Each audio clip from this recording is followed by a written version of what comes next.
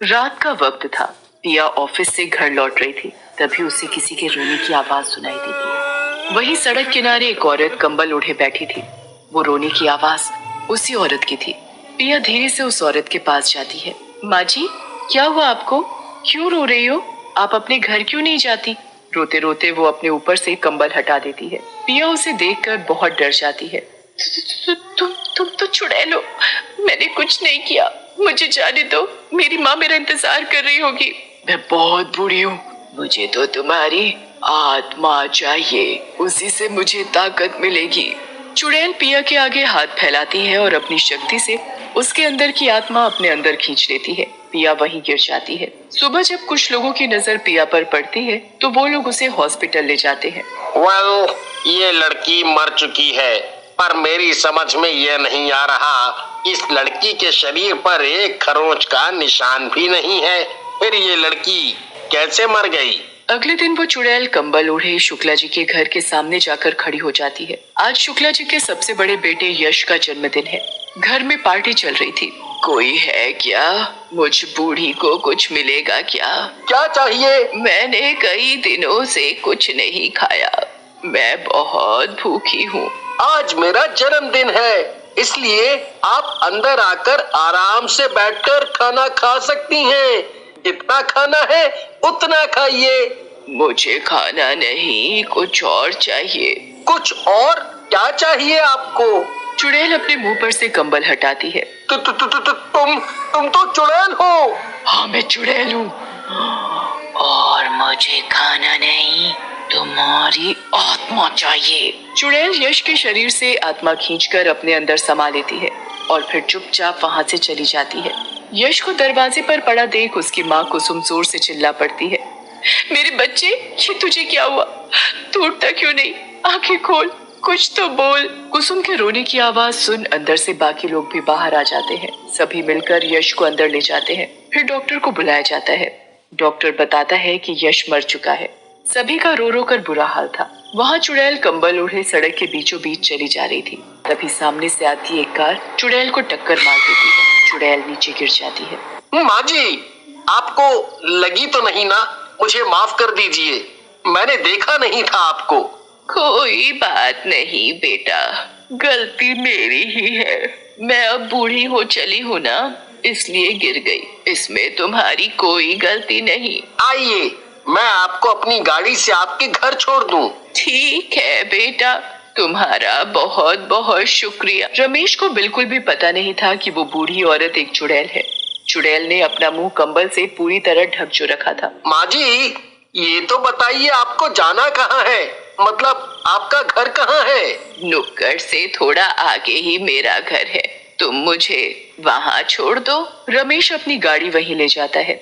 लो माँ जी, आपका बताया हुआ रास्ता तो आ गया, अब आप आराम से अपने घर जा सकती हैं। चुड़ैल पीछे की सीट पर बैठी थी। तभी वो अपना कंबल हटाती है और बिना कुछ लिए मैं कैसे जा सकती हूँ? रमेश जैसे ही पीछे मुड़कर देखता है, उसके तो होश ही उड़ जाते हैं। तुम तो कोई चुड़ैल हो। मैं तुम्हारे आगे हाथ जोड़ता हूँ, मुझे जाने दो। जाने दो? तुम जैसे जवान लड़के इतनी आसानी से मिलते कहाँ हैं? रमेश गाड़ी से भागने की कोशिश करता है। तभी चुड़ैल उसके अंदर से आत्मा को खींच लेती है। रमेश वहीं गाड़ी में मर जाता है। चुड़ैल शहर में अभी भी खुलेआम घूम रही थी, अपने नए शिकार की तलाश में। शहर में रोज एक इंसान मरता, पर उसके मरने का कारण अभी तक ना तो पुलिस को समझ आया और ना ही डॉक्टर को। राधिका अपनी माता श्वेता और पिता मनोज के साथ शादी से घर लौट रही थी। सभी कार में थे। तभी गाड़ी की लाइट चुड़ैल पर जाती है। पापा, गाड़ी रोको। क्या हुआ बेटा, तुमने गाड़ी क्यों रुकवाई? पापा, वो गाड़ी के बाहर देखिए, कोई औरत हमारी गाड़ी के सामने खड़ी है। हाँ, राधिका, तुम भी ना, डरा ही दिया था तुमने तो। मुझे लगा कहीं कोई हमारी गाड़ी के नीचे तो नहीं आ गया। माँ, वो बेचारी औरत इस सुनसान रास्ते पर अकेली जा रही है, दिखने में बहुत कमजोर भी लगती है। क्यों ना हम उस औरत को लिफ्ट दे दे, उसे उसके घर तक छोड़ दे। मेरी बिटिया रानी का दिल बहुत बड़ा है, सभी के लिए अच्छा ही सोचती है। अच्छा जाओ, उस औरत को बुला लो। राधिका चुड़ैल के नजदीक जाती है। चुड़ैल ने अपने को पूरा कंबल से ढक रखा था। क्या हम आपको आपके घर छोड़ दें? बिटिया, मेरा कोई घर नहीं है, मेरे बेटे ने मुझे धक्का देकर घर से निकाल दिया है। अब मैं बूढ़ी औरत कहाँ जाऊं? राधिका को उस पर तरस आने लगता है। ये तो बहुत बुरी बात है। अच्छा माँ जी, क्या आप हमारे घर चल सकती हैं? हमारा घर बहुत बड़ा है, आप जब तक चाहे वहाँ रह सकती हैं। मैं अपने पापा से बोलूंगी, आपके बेटे को समझाएंगे और आपका बेटा आपको वापस घर बुला लेगा। मेरे पापा पुलिस हैं। तुम इतना बोलती हो तो ठीक है, मैं तुम्हारे साथ तुम्हारे घर चलूंगी। फिर राधिका अपने माता पिता को सब बता देती है और चुड़ैल को अपने साथ अपने घर ले जाती है। घर पहुंचकर, माँ जी ये खाना लीजिए, खाना खा लीजिए और फिर आराम करना। पर माँ जी आपने इतनी गर्मी में ये कंबल क्यों ओढ़ा हुआ है? वो मैं बहुत बूढ़ी हूँ ना, तो मुझे गर्मी में भी ठंड महसूस होती है बहुत। अच्छा, वो तुम्हारी बिटिया कहाँ है? वो माँ जी, उसका नाम बिटिया नहीं राधिका है। वो बहुत थक गई थी इसलिए आते ही सो गई। सुबह उसे कॉलेज भी जाना होता है। श्वेता उसे खाना देकर सोने चली जाती है। आधी रात का वक्त था, सभी गहरी नींद में सोए हुए थे। वहाँ चुड़ैल राधिका की आत्मा निकालने की ताक में थी। चुड़ैल चुपके से उसके कमरे में जाती है, पर मनोज को कुछ आहट सुनाई देती है तो वो उठ जाता है। कौन है वहाँ? चुड़ैल मनोज को देखकर वापस अपने कमरे में भाग जाती है। कोई बात नहीं, अभी मैं कुछ दिन और इस घर में मेहमान हूँ। आज नहीं तो कल सही, फिर राधिका की आत्मा मेरे पास होगी। सुबह होती है। राधिका की सहेली चिंकी उसे अपने साथ कॉलेज जाने के लिए बुलाने आती है। राधिका कहाँ हो? कॉलेज नहीं जाना क्या? जल्दी करो, पहले ही बहुत देर हो गई है। तभी चिंकी की टक्कर उस चुड़ैल से हो जाती है और चुड़ैल का कंबल थोड़ा सा उसके मुंह से हट जाता है। तभी चुड़ैल जल्दी से कंबल वापस ओढ़ लेती है। तुम कौन हो? पहले तो कभी नहीं देखा मैंने तुम्हें इस घर में। तभी राधिका आ जाती है। वो हमारे घर की मेहमान है, कल ही आई है। पर वो उसकी सूरत। अब देर नहीं हो रही है तुम्हें? चलो अब रास्ते में सब बताती हूँ। दोनों सहेलियां घर से कॉलेज के लिए निकल जाती हैं। रास्ते में चलते चलते, राधिका वो जो औरत तुम्हारे घर में है वो कुछ अजीब है, मतलब उसकी सूरत बहुत डरावनी थी देखने में। मैंने अभी तक उस औरत की सूरत नहीं देखी। वो हमेशा कंबल ओढ़े रहती है और हाँ, वो 1-2 दिन में वहाँ से चली जाएगी। बेचारी के बेटे ने उन्हें घर से निकाल दिया है। मैंने पापा को बोला है उसके बेटे को समझाने के लिए। और तू भी ना कुछ भी बोले जा रही है, डरावनी सूरत। मैं फिर भी बोलती हूँ, अपना ध्यान रखना। अच्छा मेरी माँ, ठीक है। देखो कॉलेज भी आ गया, अब चलो।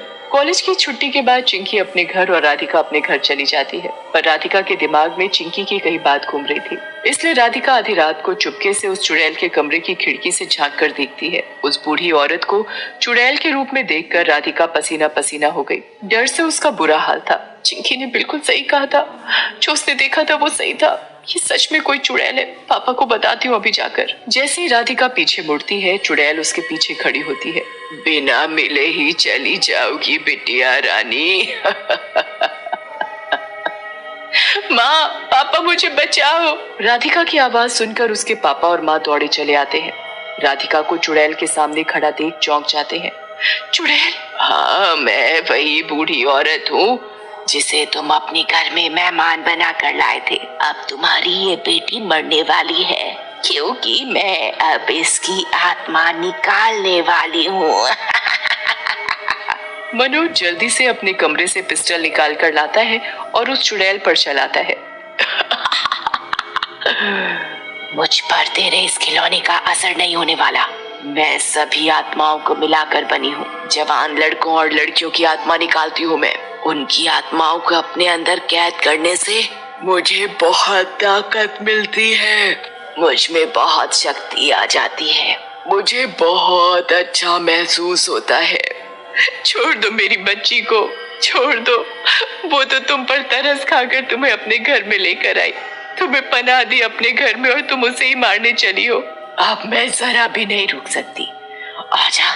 आजा मेरे अंदर और मुझ में समा जा। जैसे ही चुड़ैल राधिका के सामने हाथ आगे करके उसकी आत्मा निकालती है, वैसे ही सामने से एक तेज रोशनी आते हुए चुड़ैल पर पड़ती है। चुड़ैल जोर से चीखने लगती है। वो रोशनी राधिका के दादाजी की तस्वीर से आ रही थी। राधिका के दादाजी राधिका को अपनी जान से भी ज्यादा प्यार करते थे, इसलिए मरने के बाद भी वो अपनी तस्वीर के जरिए चुड़ैल पर वार कर रहे थे। नहीं, मेरी शक्तियाँ कमजोर क्यों पड़ रही है? इस तस्वीर को तो मैं अभी उतार कर फेंकती हूँ। जैसे ही चुड़ैल तस्वीर को फेंकने के लिए उसे हाथ लगाती है, वैसे ही चुड़ैल जलने लगती है, फिर तड़प तड़प कर पूरी भस्म हो जाती है। चुड़ैल के अंदर जितनी भी आत्माएं थीं सब आजाद हो जाती हैं। मेरे दादाजी ने मुझे बचा लिया।